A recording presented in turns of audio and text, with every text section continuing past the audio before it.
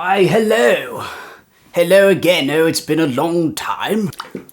Hello again. I'm back on the channel uploading with more setup videos, more kind of repair vlogs as you want to call them, with my offsets, Jazzmaster and my Jaguar.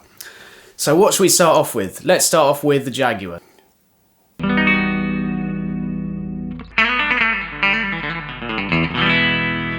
So in the first video of the Jaguar, I kind of introduced the instrument and went over its, how it sounds, what needed to be done. What I'm going to do today is go over all the little bits and bobs that I did with the Jaguar. And I'm also going to change out the pickups. What I've noticed with the pickups is that they're very microphonic. Now, this might not be a problem for a lot of you out there, but it is for me. When I'm switching the toggles and just changing pickups, I can hear that kind of... I went online, looked at my local pickup makers out there. I say local, I mean based in the UK. And the Creamery popped up. Now, I know Dan Steinhardt from That Pedal Show, he's sung the Creamery's praises. And I selected a set of 64 Jaguar pickups. So, here they are in this little box. The 64 Jaguar pickups are supposed to replicate the 1964 Jaguar sound.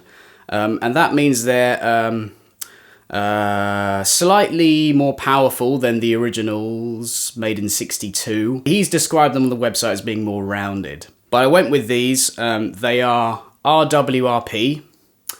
For those of you who don't know what that means, that's reverse wound, reverse polarity. But the most important thing is that they're wax potted. A lot of guitarists will argue that the original way pickups were made without wax potting actually presents a better sound on the guitar. But for practical reasons, I don't want to hear the toggle switch going and then reverberating in the amp every time I do it. And also, if you manage to tap the pole pieces with your plectrum accidentally, which I often do, then I don't want to hear me tapping it as I'm playing. Before we move on to the pickup change, here is the Jaguar. It looks rather pleasant. It's pleasing because of the piano black and the very kind of dark brown taut pickguard.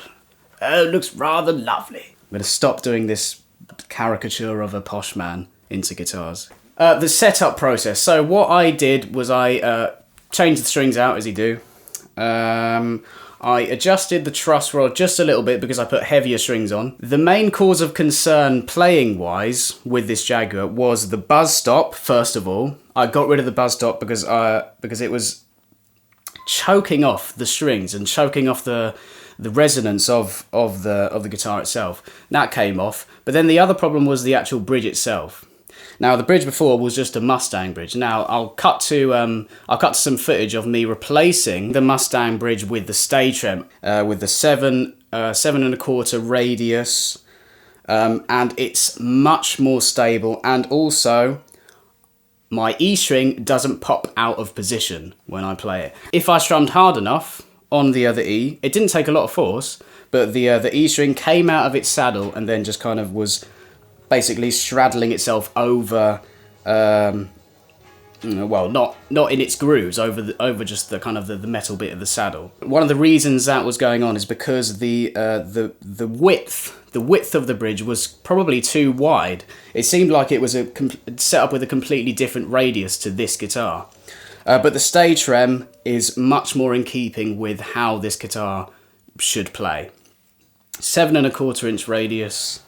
I've checked it with my feeler gauges, so it plays much better. Even acoustically, just if you listen to that.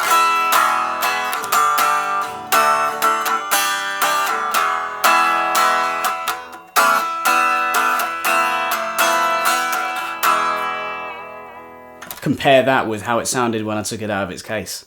And also putting the Staytrem arm in. Whoop. So that stays around, it doesn't wobble. Just push back in a bit more. There we go, the Staytrem. Okay, let's get on with the pickup change then. All right.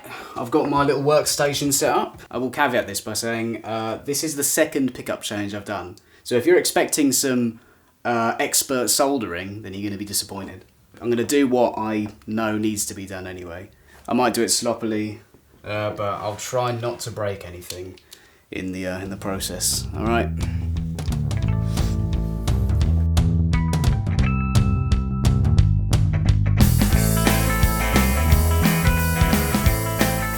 Pick guards off. Has got some aluminium shielding on the back, which is always good to see. But I actually might replace this with a. This is a very brown torque guard. I think it would look better with a really red, a bright red torque guard. So I might change that.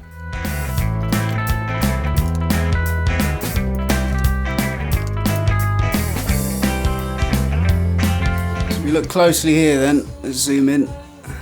This is the stock Japanese pickup. The coil is unwaxed, so it's completely exposed. No wax at all, but that's what creates the microphony that's abundant on this guitar.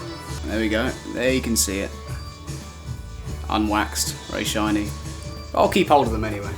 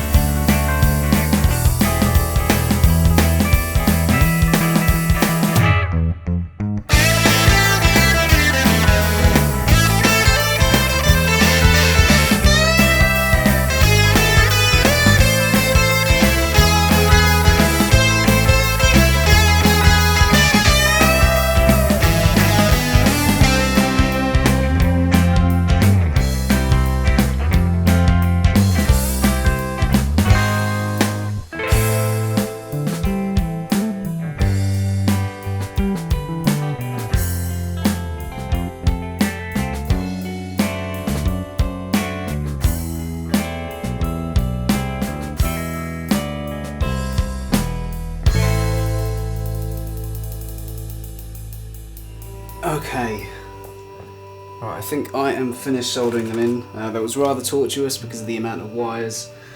I'm just going to check they're both working. Yep.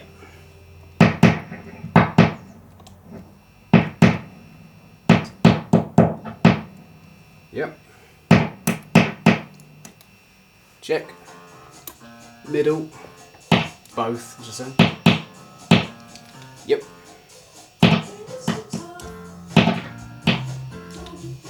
And neck.